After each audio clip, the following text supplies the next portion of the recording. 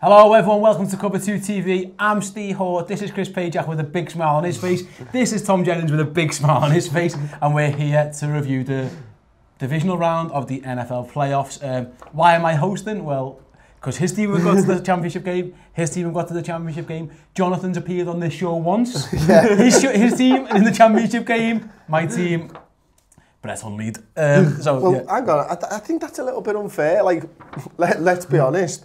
3 of the quarterbacks that have made it to the championship game are about the level of him. No, they're not. Okay, maybe. I can promise you. But they're not great quarterbacks. It's got to be the worst foursome of quarterbacks to ever make the championship game. I said, what were the odds before the season on Foles, Keenan, Bortles, Brady as your final 4? You'd have been a very, very rich man or lady if you'd have put that bet on. But that's where we are.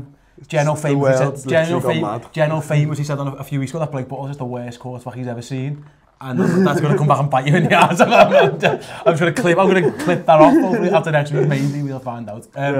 Let's get cracking. We'll go in chronological order. We'll maybe save the best for last. Let's start then for the algorithm. Yeah. We want you to stay around. Stay around and watch it. Don't just skip through to the end of the video, please. Chris is going to be topless, doing the skull chance, shitting on Brett Favre's jersey. Let's start with Falcons and Eagles 15, Chris. Nobody really gave the Eagles a chance. They were the first ever one-seed underdogs in NFL playoff history. It turned out that they've got a really good defense, and defenses do win big games, and that's what we saw once again. Yeah, it was mental. I mean, you look at guys like Cox, who's just constantly in the backfield and making a mess of every single play for Matt Ryan and stuff. And you know, we've talked about that front seven all season long, but that's why we've talked about it all season long. I mean, they make everything so difficult, and the Atlanta Falcons O-line did not have an answer for the D-line of the Philadelphia Eagles, and that was, for me, where the game was won. You know, they hold the running backs, who have been a good running back tandem. One of them was it about 10 yards or something? Freeman got 7 yards off 10 carries, yeah, and then Coleman was 79 off 10.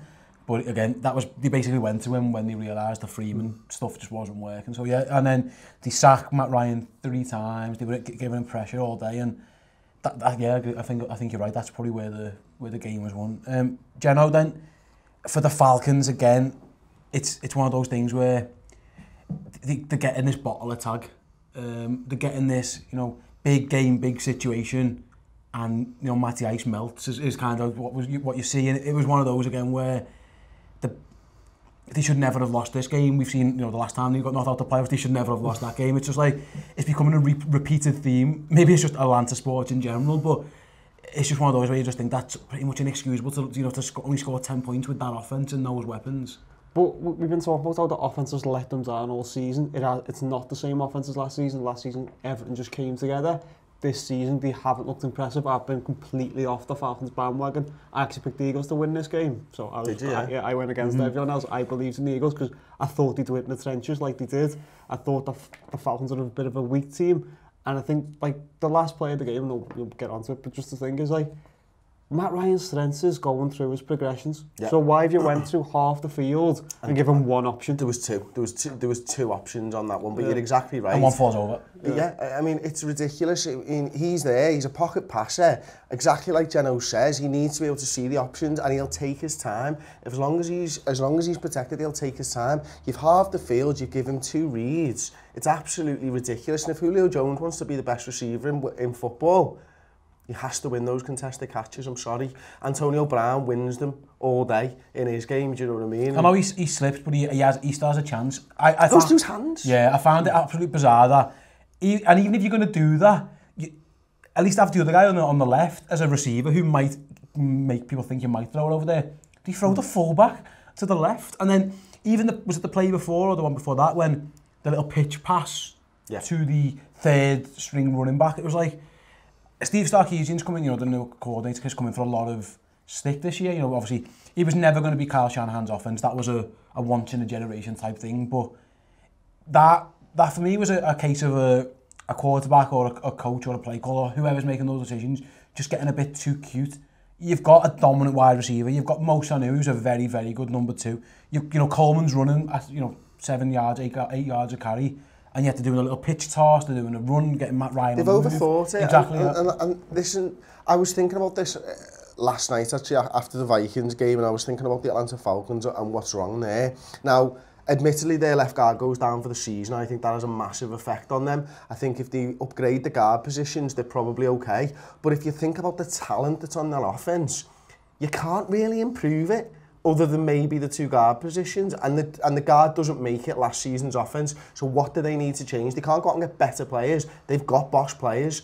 It's the offensive coordinator that is the issue with the Atlanta Falcons. Because they've got the talent. They're just not executing on a Sunday. I just can't believe that. And again, the pitch toss, we've seen it work. You know, the Chiefs have made good use of it this year, Jenno. But it's a third string running back. It's some no-name guy who's like, who's this fella? Oh, why aren't you? Where's Coleman? Where's Freeman? Both top-class running backs. It's like, again, it's just a case of it. And with Chris, just getting too cute too much. Yeah, I think we've seen the difference in the talent of offensive coordinators, because you're still seeing in Doug Peterson's offense designed for Nick Foles, so he's got easy targets. I know they only scored 15 points, but they were marching up and down the field, and that's with a backup quarterback, because you see the difference in the offensive coordinators when we're looking at the really talented team and we're going, why aren't they executing? And we're looking at a bad quarterback and we're going, why is he executing? And the difference is the offensive coordinator's calling the right plays and he's getting people open. And that's what Kyle Shanahan was able to do. I mean, Tyler Gabriel had a massive season last season, almost being enormous. And that's the difference in offensive coordinator. Yeah, you look at the run-pass option, Steve, second half. For Foles is absolutely ridiculous. And I sat here a couple of weeks ago and said that I thought that that's what Peterson did really well with Wentz. And because Wentz was so good, there was a lot less focus on him for that. But Peterson's done it again. He schemed the game right. Whereas the offensive coordinator for the Atlanta Falcons hasn't put the ball in his best player's hands. He's taking it away. He's using a third-string running back. You know, he's cutting the field in half. What did the Eagles do differently? They gave Foles what he's good at. There was a lot of Chip Kelly in that second half, and Nick Foles was brilliant in that first season under Chip Kelly, and they schemed for their quarterback to be able to put him in a position to make the plays that wins the game. Yeah, for sure. I thought the run-pass thing was the one, and they've done it with Wentz, and to be fair to Wentz usually lets the running back take that. Foles throws a lot off that, because that's how he gets his throws, you know, and in the end, he goes, 23 of 30, 246 yards. It was an efficient game from him. There was no real bad errors from him. And with he was 23 of 24 when passing under 20 yards. He was 23 of 24. That short passing game, they know that's what he's good at. He's got a big arm, yes, but he's inaccurate when he throws the ball. You saw that in the first drive. You know, he throws one up in the air into the wind, and you're thinking to yourself, you can't play like this, mate. And they stopped that straight away. All under 20 yards, 23 of 24, incredible. And you talk about play calling, you know, going for it with the guy blunt touchdown early on, you know, that just set the tone in that. You know, I think they might have realised, you know, this isn't going to be a high-scoring game. Worst case is we don't get it, and Atlanta have got the ball on their 1 yard line.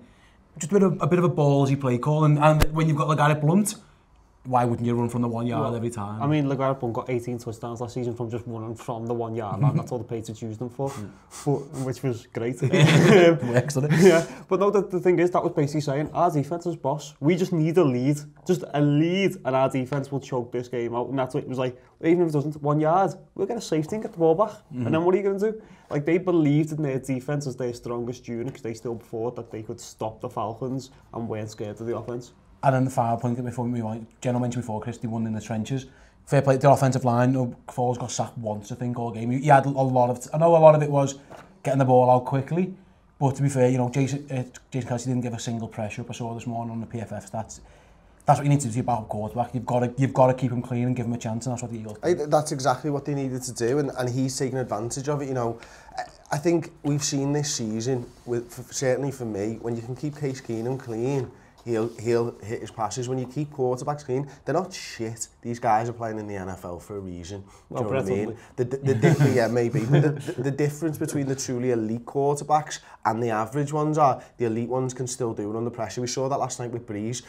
That's why we didn't pressure him so much, because his PFF grading was so high when we did pressure him. But you keep Foles clean, and he's going to be able to make passes. Yeah. Just to laugh, the thing with Foles is, the criticism of his whole career, he's too upright and he's immobile. He can't really move very well in the pocket.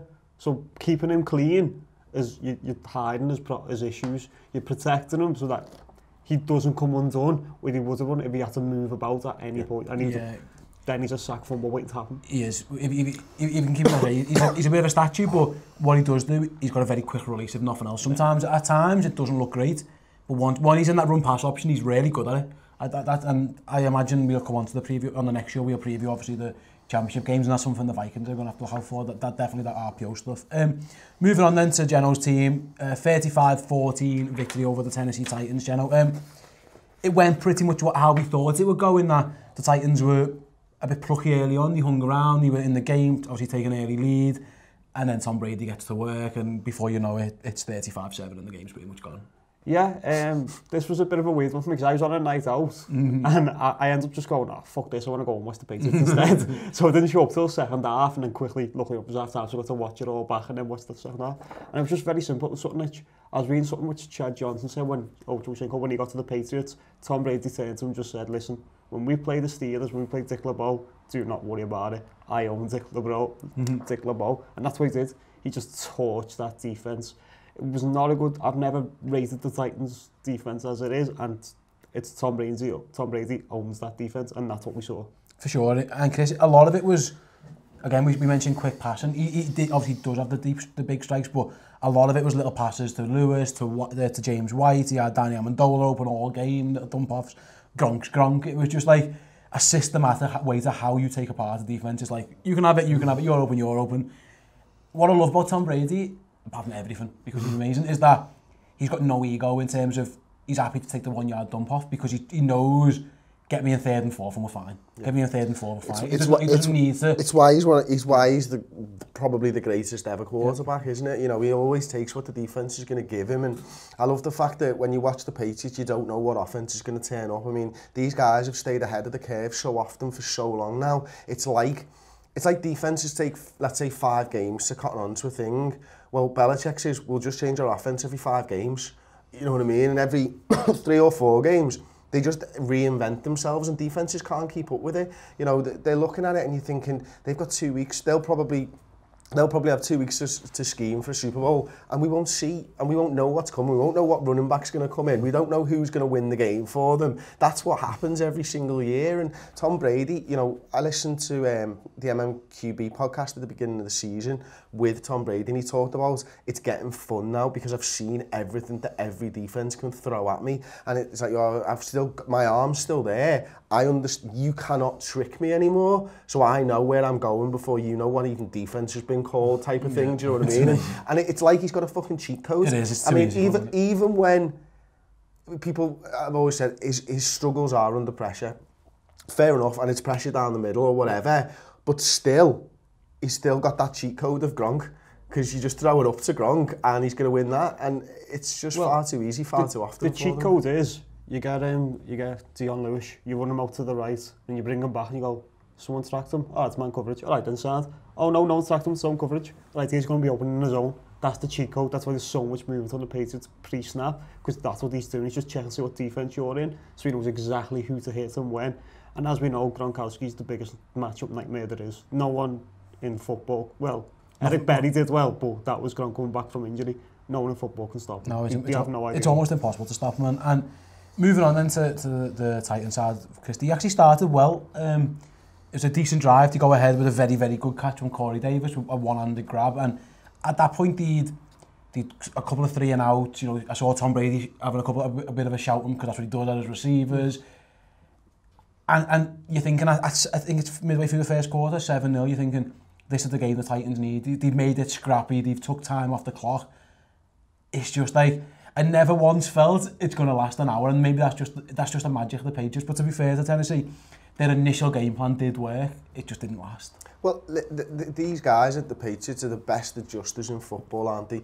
You know, how many times over the years something's worked first half against them, and second half Matt Patricia and Belichick just change it and just put an end to whatever was working, and they just take away what you want to do. I mean, Derrick Henry, 12 attempts, 28 yards. I mean, if you tell me before the game that the Titans are only going to run for about 70 yards total, And most, that was Mariota scrambles. I'm telling you right now that the Patriots walked that game. Yeah. And they've done it again. They've put the ball in Mariota's hands. I think he has, 30 odd attempts, completes about 22 of them or something. You know the Patriots have won that. You just need to look at those two stats. How many attempts the quarterback's made? He's not that good.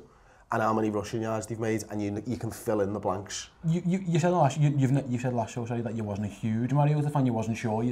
What did you think of his performance? I thought he was okay. Yeah. He was okay, but you need to be better than okay to beat the Patriots. Yeah. Blake Bortles coming up. Yeah. Well, see, I disagree. I actually am a huge Mariota fan. I believe him. I believe that he's trying to overcome coaching, and I believe their coaching's terrible. Why they don't spread him out so that way he's got the option to run at any moment and dice teams up. Like the Patriots, it would have been perfect, but instead they want to play smash mouth and have him drop him back, and they're giving the guy a contract extension. Well done, Titans. Yeah, but the thing I thought was amazing is Patriots got a pass rush from nowhere. Mariota got sacked 8 times, and it wasn't him trying to run around getting sacked. They were collapsing the pocket and taking him down. And the injury it was a Conklin goes down with the ACL. That really hurt him, didn't it? Because from then on, it was just like, to be fair, Titans, I've got Buchanan left tackles. I'm doing Luan and Conklin. When he was down, it was like it was blood in the water. I agree. 8 sacks from even no pass rush is absolutely crazy, and that's ultimately I think 35-14 actually flatters Tennessee a little bit. The Patriots take the foot off the gas. We saw Brian Hoyer, for goodness sake. It was just too easy. And like I say, Jacksonville probably give a stay in a test next week, but that was just like a gimme. Fair play to the Patriots. They got the job done. Moving on then to, in most years, would be one of the best games of all time. It happens not to be the best one of this weekend for Not even the day. Like if it's 2 hours later, there's a clip. Yeah. Jaguars 45, Steelers 42. Chris, we said for the Jaguars to win, it had to be close. They had to run the ball. It was not an 87-point game that we've ever thought Jacksonville would ever beat Pittsburgh. But that's what we saw, and it just goes to show like you can do as much predicting, you can do as much analysis, but the games have got to be played, and sometimes in football, just mad shit happens, and that's what mad shit happens. True. And, I said a few weeks ago that this Jacksonville Jaguars side reminded me of Rex Ryan's Jets a lot. Yeah. And that Sanchez on one day could get it done, and Blake Bortles got it done. Yep. And it all starts with the run game. I mean, Leonard Fournette, he's clearly been playing through an injury and stuff, but over 100 yards on 25 carries. I read a really interesting stat. 3 touchdowns? I read a really interesting stat that on average in the run game, it was 2.4 yards before they were touched. Now, the league average is 1.4 yards. So you're getting 2.4 yards before you're touched. Leonard Fournette gets 2 to 3 yards after carries, or after being hit or whatever. So there you're looking at 5 yards a run. And that's pretty much what happened. And the brilliant thing that it opened up was the play-action game for Blake Bortles, and just having that one designated receiver that he had to go to each and every time. You're not asking him to read the defence, you're basically telling him where he's passing. You've got the Steelers biting on that, and Blake Bortles was able to pick them apart, and I never thought I'd say that. Yeah, it was crazy. They got out then.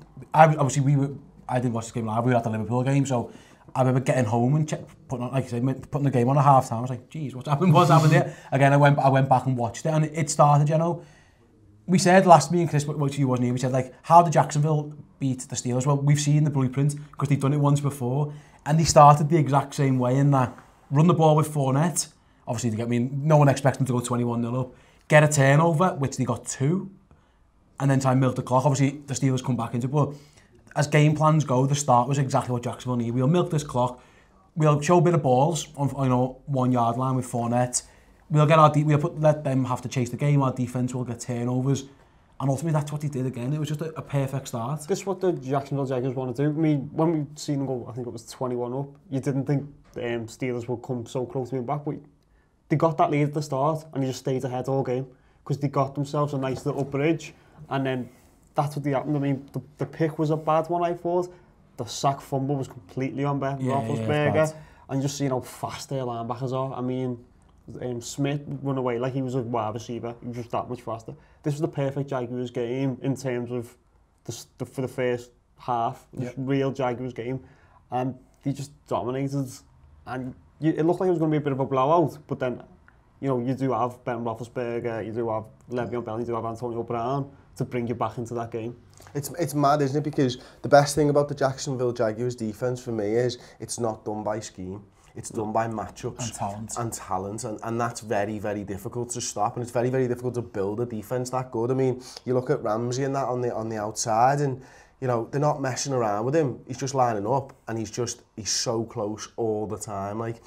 And I do wonder about that Patriots game next week, and I start to think to myself, I think the Steelers have better weapons for contested catches than the Patriots do. I think you've got Gronkowski, obviously, who's like another world, but behind that, when Cooks is having a little bit of pressure on him, he's not very good at contested catches, so they better hope that Gronk's on form, and he will be, of course he will be, because this Jacksonville Jaguars defence could be the only one in the league that are able to beat that Patriots offence. For sure, and Jenno, we mentioned before about Roethlisberger, he had a bad start, it was a bad pick, it was a terrible fumble, but from then on, you know, the throw to Brown's a worldie, the one to Bryant's pretty good, the one to Bell's amazing, the one where, you know, he's running around, he's throwing laterals, he come back, and to be fair to Ben, he looks like my dad playing foot, he can't move anymore, he can't run, but it didn't like, we mentioned early in the season, he looked bad.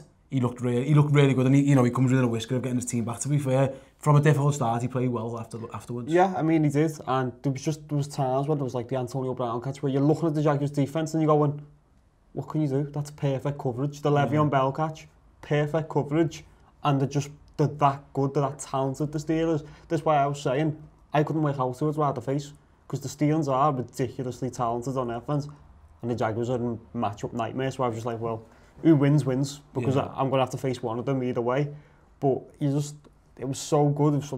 The plays that they made were just incredible. Like that lateral where he just runs and then throws it behind him, and then it's an easy touchdown. And like, it's just so well done. Do you think this Mitchell stuff had a lot to do with it? It was Mitchell that was talking about facing the Patriots and beating the Patriots, wasn't it? They had a few of them, didn't they?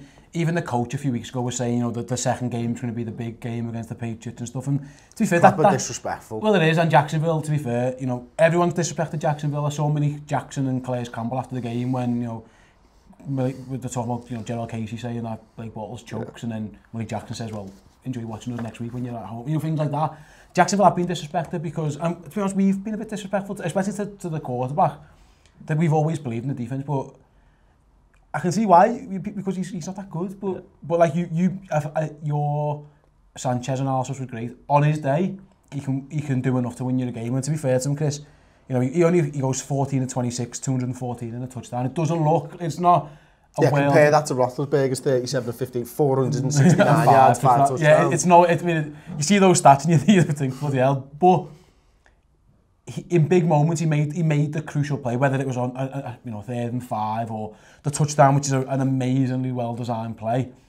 He just done enough to, and like I say, when you've got a great defence and a very good running game, you just need to knock balls out. And when you've got ahead, I think that's the key to this game, the fact that they take that early lead and it allows them to keep executing their game plan. Yeah. If they're behind, how many times are they able to do that? They're going to have to put the ball into Blake Bortles' hands, or even if they don't, they're going to be thinking about it a lot more. That play action stuff, I mean, them going up early enabled that play action stuff and enabled Bortles to be good in this I thought game. The touchdown to Bohannon was just what you mentioned there earlier, Jenno, in that the Steelers were just terrified of Fournette again.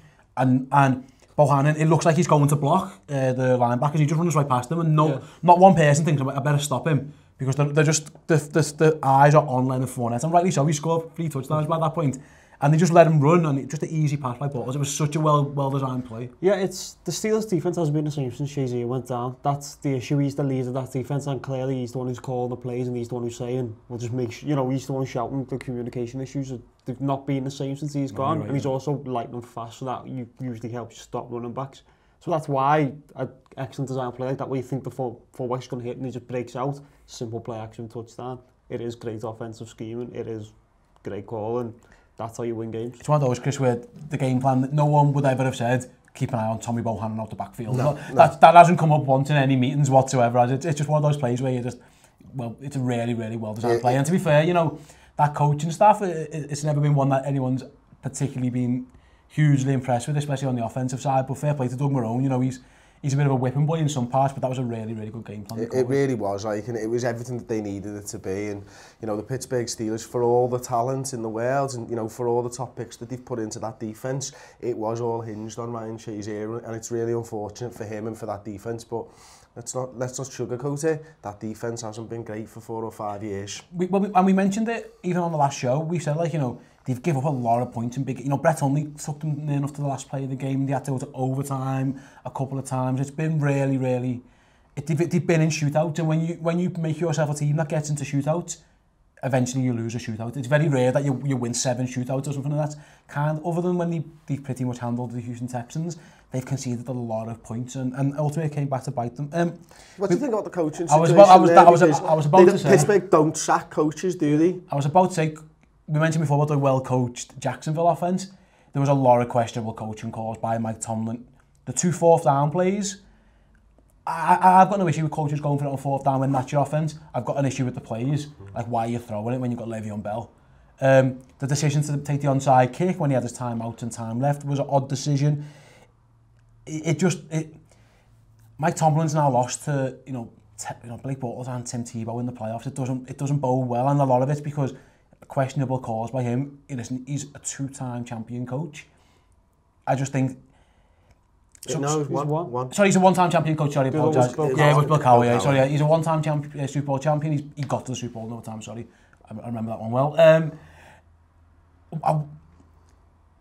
don't know what does he not trust his defence in that situation for the onside kick? What's the reason? Because I just felt like I'm all for aggressive play calling, but I think there's a time and a place to be smart, and that onside kick just lets Jacksonville kick a field goal. It pretty much gives them the field goal, and that's the game pretty much gone by now. I think that's it. You nailed it. Go on. He said, basically, this is what Tom said, we haven't stopped them all game. What makes you think we're going to stop them now? I don't actually mind them going for the onside kick. It was poorly executed. It made it about 4 yards before it hit the Steelers thing. But my big issue with Tomlin is the same thing. After the Patriots won the Super Bowl, he was calling out the Patriots and he was taking shots. And he was taking shots. The Patriots have been doing it all season. And all their players, I know he's mentioned it before, been saying about how we love round 2s. We love that we've got to play the Patriots again. We're going to beat the Jaguars, then we're going to beat the Patriots. And they overlooked this game. And I think that's what's shown in the way the Steelers make up that in-your-face brash bravado. They've been far too focused on the Patriots. And that actually came from David DeCastro himself, who was saying, this is some bullshit that we're too concerned with the Patriots. We just got beat because we were too concerned with the Patriots because we thought we'd walk through this game, and that's what I think it goes right through the organisation, and that's why they make situational mistakes. I just can't believe on a 4th and 1, Chris, you've got Le'Veon Bell and you do this mad... On one of them, was it the pitch toss that they get done for 3 yards? The other one, I couldn't believe it that they threw it. It was just kind of like... I'm all for confidence, I'm all for putting the ball in your best player's hands, but your best player is probably Le'Veon Bell, isn't it? Isn't it? You know, how many times we've seen him take a 1-yard run and make it into a 6 yards, and you've got to back your big players. If you're backing your offence by hitting an onside kick, you've got to back your running back to get you 1 yard. It's that simple. Yeah, for sure. And also, do you ever see Le'Veon Bell get tackled backwards? He's always forwards and always forwards. He's a big fella. You know what? Even if he gets tackled, he's probably going to lean over and get that anyway. Your quarterback 6'4", 260 odd pounds. He can just lean forward. And, you know, I saw Drew Brees do a quarterback sneak against the Vikings, and he's this big. Ben Roethlisberger probably just lift the ball over that line.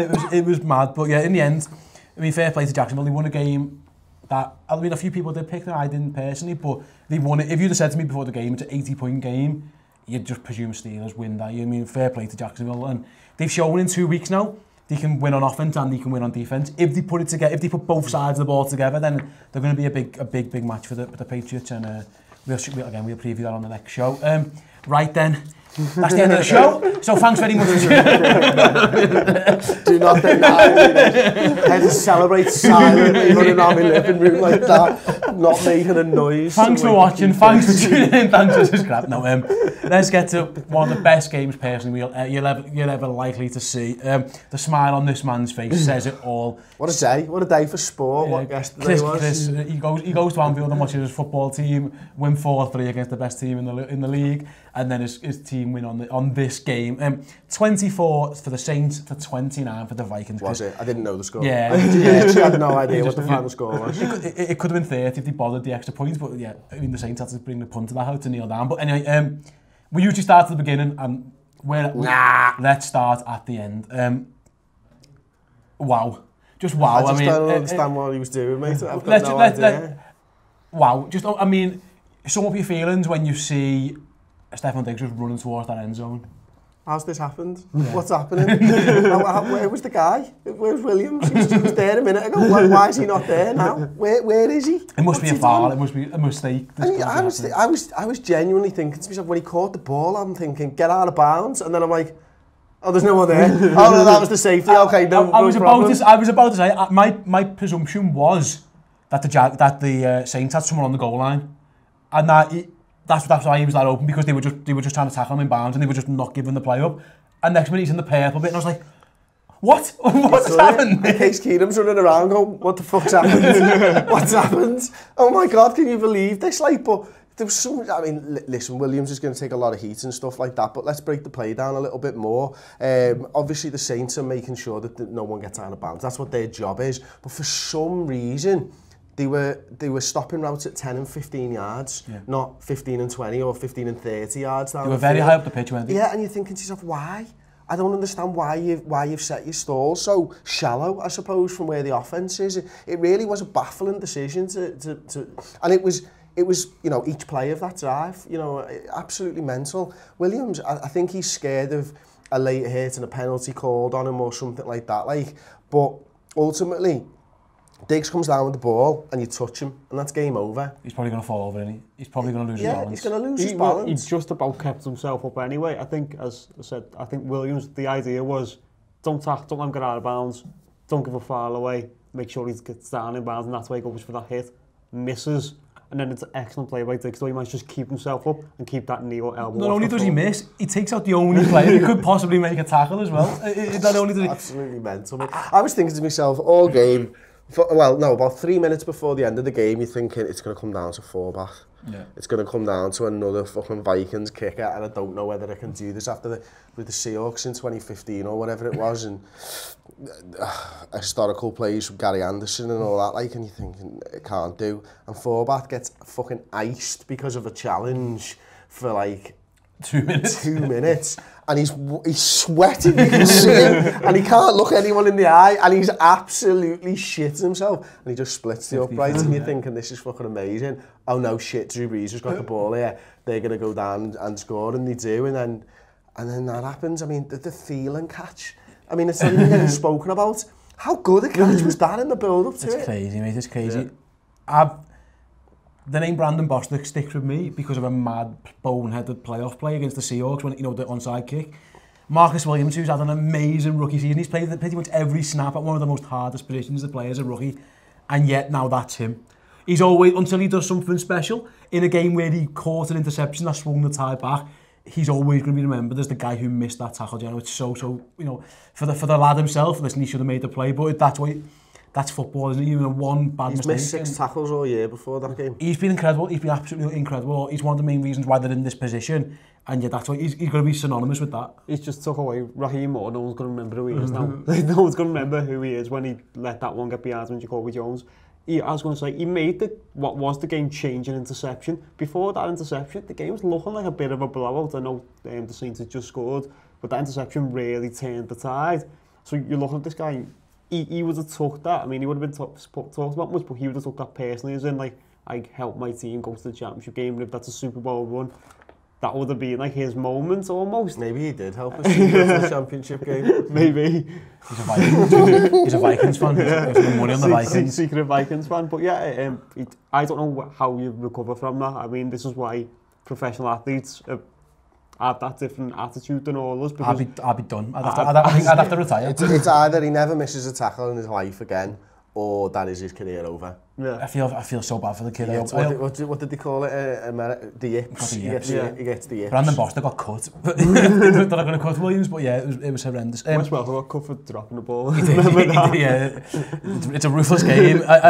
Let's go back to the beginning, then. Now we've gone through just the sheer craziness of everything that happened, including Case Keenum's skull chant, which was absolutely fantastic. I actually thought that was really disrespectful. It was hilarious. I thought, don't get me wrong, it's fucking brilliant, but these lads have had to come out back out the Were they on the field by that point? Yeah, they were lined up. And like, the Saints weren't there, we didn't know if they were going to line up or not, do they? But these lads have had to come back out to finish the fucking game. That's a ridiculous rule anyway, by the way. Game. But I did think it was a little bit naughty. They sent the punt out. He carried on, you know what I mean? And don't get me wrong, if I was there, I'd have been fully involved. But these you don't rub it in people's faces. The punter with the broken ribs trundled out to play linebacker. It was listen, I'm all for it. Just chant as much as you want when you do that. But back to the start. The fans can chant. The quarterback, maybe. I think the quarterback leading the chant when there's 9 guys or 11 guys or however many there were right in front of you. That's a little bit naughty. Like. Yeah, maybe. He's got caught up in that. Oh, absolutely. Like, yeah, fair enough. Like, I he was just there, just looking around, just like, they're all doing what I want them to do. I'm Case Keenum. I'm getting cut by the Rams last year. And now here's this. He's a real American Case Keenum. He is unbelievable. What a career he's had, what a story he's had. Let's go back to the beginning, like I said, the Vikings absolutely dominated Chris from start to pretty much half time. It was sacks, it was interceptions, it was Everson Griffin causing an interception without even looking. It was the running game getting going, the defence was flying everywhere. It was 17-0, and like Jenno says, I'm thinking, am I going to bed? I just watched the end of this, and thankfully I didn't.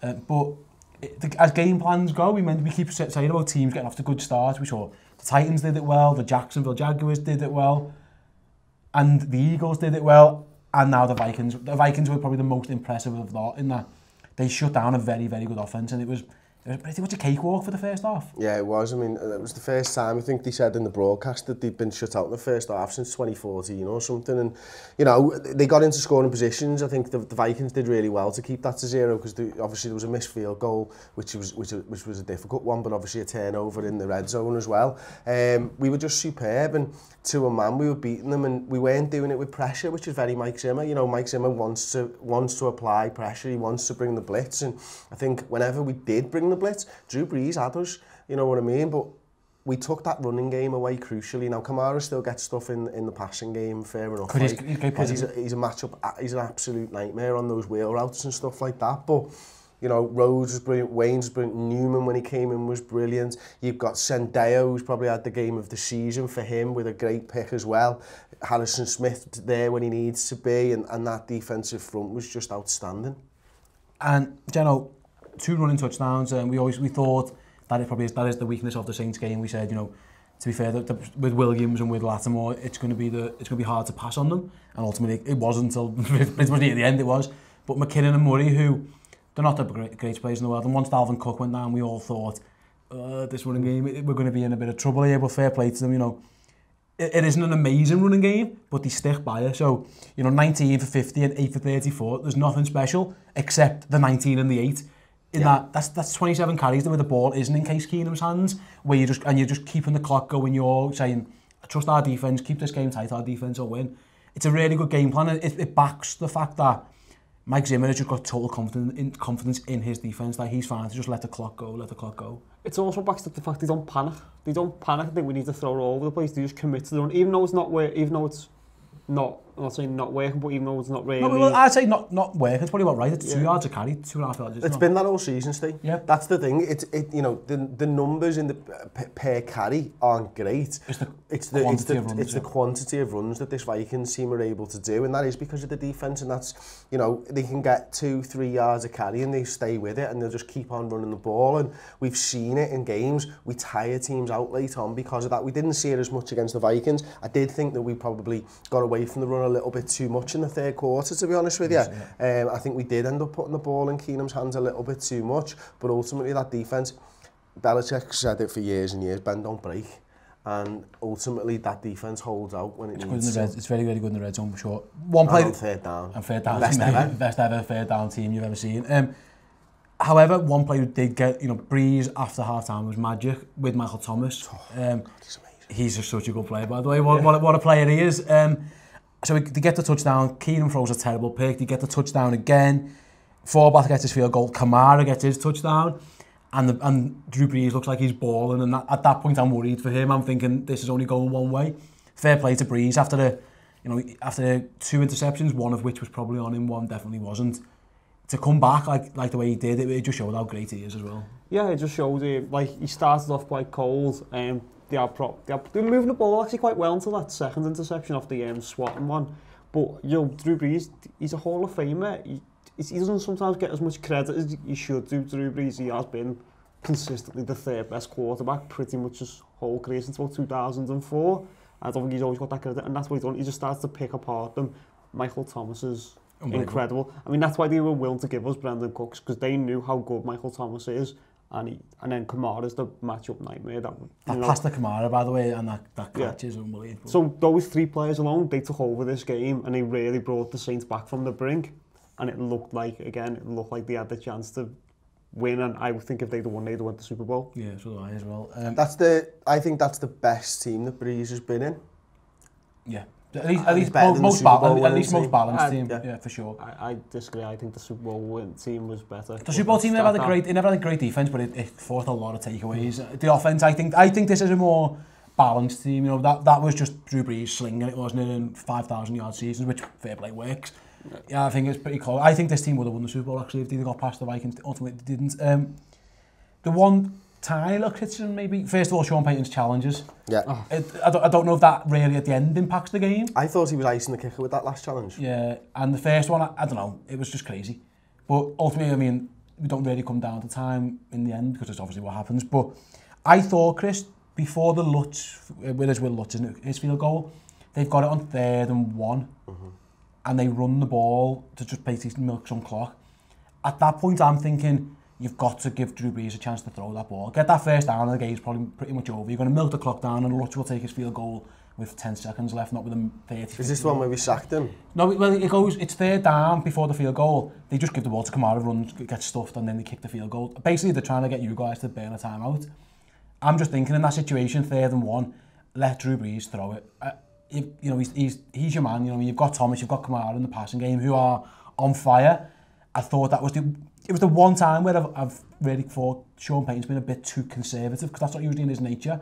Maybe he's probably respecting the best 3rd down defense of all time, but I thought he maybe could, if he throws that ball and you'd back Drew Brees to complete a 1-yard pass, the game's pretty much going to be done. Yeah, I must admit, I was swept up in it and I didn't really notice it, to be honest. Yeah. So I can understand what you're saying now, you know, with a bit of hindsight and stuff. Yeah, maybe you should be backing Drew Brees, but ultimately I think they did get what they wanted out of that. That's what I'm saying. They settled for the field goal, and it's never been in Sean Payton's nature to settle for a field goal. He's always been the guy he takes onside kicks in the Super Bowl. I mean, he's a guy who fucking had Snead throwing a pass. Yeah. Oh, that close. Oh my God, my arse was fucking like that. That's a touchdown. It was a great play, man. It's such a good play design, and you know they mentioned in commentary, didn't they? They probably makes that every single time, otherwise they don't do it. And wow, I mean, mental. But for a guy who's willing to call those plays, willing to onside kick Super Bowls, willing to do whatever it takes, willing to go for it, I just thought that the one time... Is that the Zimmer's expecting it thing? Zimmer's not expecting him to run? I think he doesn't trust Case Keenum to go down the field on him. I think, to be honest with you, I think if he'd threw it and a bad thing would have happened, we'd have crucified him. And I think this is a case of you're looking for nitpicking on coaches' decisions. Yeah. Because, I mean, they give him 25 seconds to go. I mean, does anyone really... I did, because I mean, I tweeted out that I am a real American side of this whole Hogan theme going on with Case Keenum, because I just thought something that's going to happen, either Case Keenum's going to score a touchdown or he's going to throw an interception and it's going to be a walk-off interception. That was my feeling going into it. So I don't want to pick apart coaching decisions like that, because you ran it on 3rd and 1 to give a guy 25 seconds to go the length of the field. I wouldn't criticise that massively. I thought Bruce was fantastic. Even that 4th down play with the Snead was an amazing throw. It was just there's so much to dissect. But then let's go again. The final drive. Then Adam Thielen, Chris, quietish. What I mean, unbelievable. Every catch was just fucking highlight. He had 6 catches, and it's probably the highlight reel of it. There's one where the guy's holding onto his legs and he's catching it. He's got rainbow catches. I think he's 4 of 6 against Lattimore in that game as well, which is fucking incredible, because Lattimore's an incredible corner, you know what I mean? And you know, completely different to the first game. Funnily enough, I went back and watched the All-22 of the first game before, I think it was Friday or something like that, like the wife was in bed. I was like, oh, you know what I'll do? I'll watch that, see if I can glean anything. Nothing that we did or they did in that first game of the season happened in this game. So I was sat there, I basically wasted 3 hours of my life with a non-commentary game of football there, just looking for something. But Thielen's out of this world. He's absolutely incredible, like. Diggs isn't bad either. Diggs is alright. He's a cocky motherfucker, isn't he? Like, just stood there like that. I'm the man. Amazing. Isn't that what you do? I'd have no clue. No, actually, to be honest with you, I think I'd Roberto Firmino at the top of my top. I'd have no clue. I don't know how I'd have. That was just unbelievable. Fair play. I've been saying all year, I think he's the better of the two, but what a duo they've got, and unbelievable, absolutely fantastic. Fair play to Case Keenum, who goes from one of the best college quarterbacks we've ever seen to a laughingstock of a player. At the beginning of this season, we're writing him off pretty much, aren't we? When Bradford, and obviously Bradford goes down after a brilliant game, we're all thinking, Case Keenum, really? The guy's got a chance to get his team to the Super Bowl, Chris, and fair play, what a story. And yeah, he's still maybe not the #1 quarterback. It's because Bradford, he's him as like, I'll bring Bradford in if he makes 2 bad passes or something. You're thinking, this is what it is though. He's obviously that's the type of things that he reacts to, isn't it? And you know, when you give him time and space in the pocket, and I don't think we did. I think our O-line was really hurting in We're that game against the Saints. We'll come on for that on the previous show as well. That was difficult for Keenum. You know, he was under pressure so many times, but when he had a clean pocket, he was able to make those throws again. Fair play, absolutely fair play. What a game, what a weekend. So there we go then, the final 4. We're going to have Jacksonville going to New England. We're going to have Minnesota going to Philadelphia. Tune in on the next show when we will be previewing both games, picking our Super Bowl winners. I imagine I know who these 2 guys are going to pick already. Let us know in the comment section below who you think out of those is going to win as well. Let us know your thoughts on what was an incredible weekend of divisional round football. While you're there, give the video a thumbs up. And if you're not subscribed to the channel, please do so as well. Chris, got a few minutes to calm down. Jenno, congratulations to your amazing team as well. My team, yeah, whatever. So that's been Cover 2 TV. I'll see you all soon. Goodbye.